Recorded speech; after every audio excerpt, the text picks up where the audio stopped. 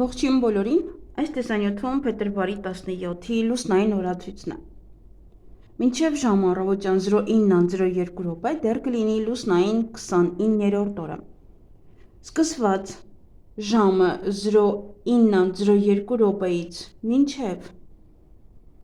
փետրվարի 18-ը առավոտյան շուտ ժամը 04:47 կլինի արդեն լուսնային 30-րդ օրը։ Այսօր լուսինը կանգնած դիրք ունի ժամը 16:01-ից մինչև 18:09 Այդ օրը տեղի ունենալու արևի խավարում և մինչև ժամը 15:09 դեռ լուսինը գտնվելու է ջրհոսնշանում, այնուհետև անցնելու է ձկներ նշան, խավարումը լինելու է ջրհոսնշանում իհարկե։ Եվ երբ որ գտնվում է ջրհոսնշանում, սրունքները, կոճերը, աքիլեսյան ջիլը, նախաբազկի մկանները և վահանաձև գեղձը։ Մարմնի և օրգանների այս մասերը բավականին զգայուն են և ընդհանրապես այդ օրը ոչ առավոտյան, ոչ երեկոյան չի թույլատրվում վիրահատություններ անել։ Իսկ երբ որ կմտնի ձկներ նշան, ապա ոտնաթաթերը, մատները, հիպոֆիզը, էպիֆիզը, էնդորֆինի և մելատոնինի արտադրությունը։ Մարմնի և օրգանների այս մասերը ևս զգայուն են օրվա երկրորդ կես և ուշադրության կարիք ունեն, բայց ևս նշում եմ, որ բացարձակապես չի թույլատրվում ոչ մի տեսակի վիրահատություն կատարել այդ օրը։ Լուսնային 30-րդ օրվա խորհրդանիշը դա ոսկե կարապն է, ուրախություն և ներդաշնակություն է նշանակում։ Օրվա կարգախոսը դա ճիշտ եզրակացություններ անելը կօգնի խուսափել սխալներից։ Օրվա գույներն են կարմիրը և դեղինը։ Օրվա քարերն են մարջանը, տուրմալինը, էվկլազը և անդրադիտը։ Նաև մարջանը կարող եք օգտագործել սպիտակ երանգը։ 30-րդ լուսնային օրն ըստ լուսնային օրացույցի բարենպաստ օրերից է։ Այսօր կարևոր որոշումներ կայացնելիս ապավինեք ձեր սեփական փորձին և ժամանակ տրամադրեք ընտանիքի և ընկերների համար։ Մի կողմ դրեք տնային գործերը։ Սա ներման և գերագույն ուրախության օր է։ Հնարավորության դեպքում արեք անհրաժեշտ ամեն ինչ, որպեսզի մինչև օրվա վերջ ավարտին հասցնեք պլանավորված յուրաքանչյուր բան։ Նույնիսկ եթե ձեզ թվում է, որ դա այդքան էլ իմաստ չունի, վստահ եղեք, չեք զղջա, որ շտապել եք։ Փակեք ձեր բոլոր պարտքային պարտավորությունները։ Այս դեպքում խոսքը ինչպես ֆինանսական, այնպես էլ բարոյական պարտքերի մասին է։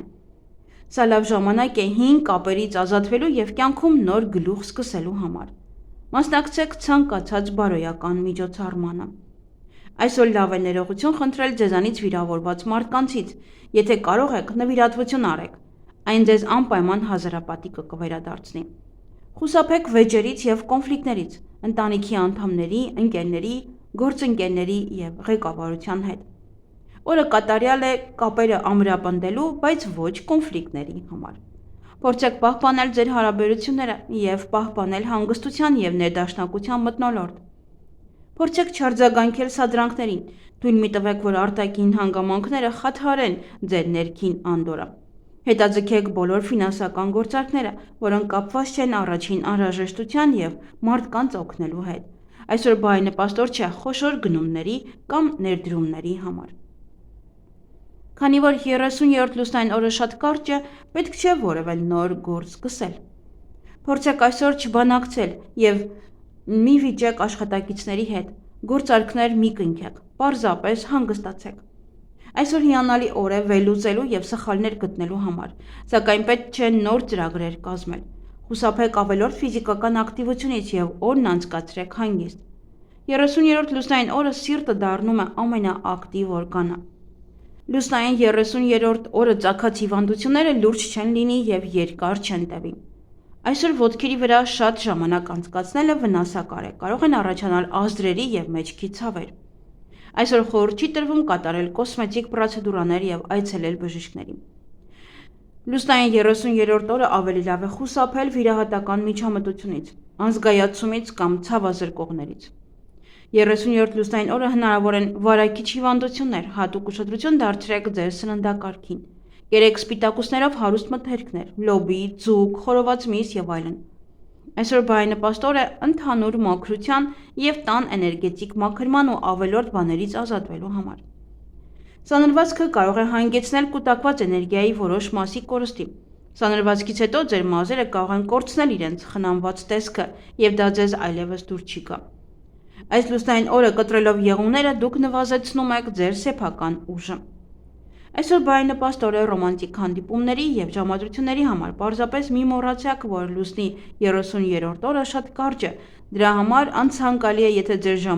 ժամադրությունը ընկնի 30-րդ լուսնային օրվա վերջի և առաջինի սկզբի միջև։